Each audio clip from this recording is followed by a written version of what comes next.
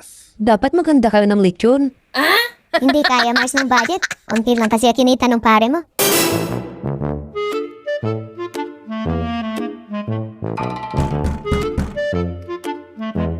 Hello, Mars. Magandang umaga. Oh, bakit Mars? Anong sadya mo? Kunin ko lang sana, Mars, yung plato na pinaglagyan ng pansit nung nakaraang buwan. Alam Mars, nakakahiya mong sabihin. Napiyat kasi ng pusa yung binigay mong pansit. Sa lamesa, ayun, nalaglag sa sahig. Nabasag yung plato, Mars. Kung nga, Mars, nakain yung pansit na binigay mo eh. Lukong pusa yun, inunahan pa naman ako. Bakit naman kasi Mari, bibili lang kayo ng plato eh, local pa. Hindi pa yung original ang piling nyo. Inan mo, isang laglag lang, eh, basag ka agad. What? Ganun ba, Mars? Yung sa inyo, Mars, original din ba? Sinabi mo pa, inakyat nga ng pusa yung banggirahan namin, Mars, nalaglag lahat. Ayun, hindi naman nabasag. Ganyan kasi Mars yung mga original na gamit. Kahit anong gawin mo, hindi siya nababasag. Wow. Ganyan Mars, katibay yung mga plato namin. Binili pa namin sa mall yan. At huwag kang mag-alala Mars sa nabasag mong plato. Papalitan ko yun Mars, kahit 10 yung papalit ko. Ibili na ako sa mall. Ay, naku, Mars. Hayaan mo na yan. Nagbaka sakali lang naman ako, Mars, dahil nga birthday nung pare mo bukas, maganda ako. Makakukulangan, Mars, yung mga plato. Kaya naalala ko yung dinala ko rito yung plato sa'yo. Ikaw Mars, ano naman handaan yung buwas? Naku, Mars, 2 putahe lang. Spaghetti at saka sopas.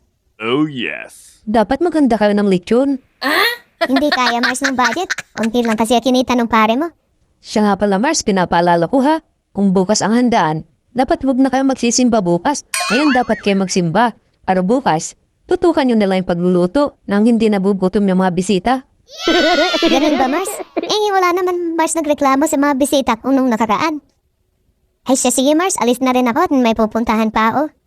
Teka lang Mars, bukas pag nagluluto kayo, tawagin mo ako ano?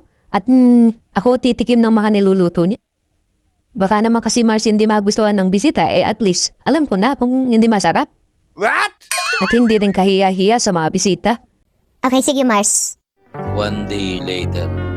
O bakit, Mars? Uuwi ka na ba? Oo Mars? Ika lang ha Mars, di ba sabi ko sa iyo na tawagin mo ako pag ikay nagluluto na at nang matikman ko Mars yung mga niluluto nyo? Katulad yan Mars, yung sopas nyo, ulam sa gatas. What?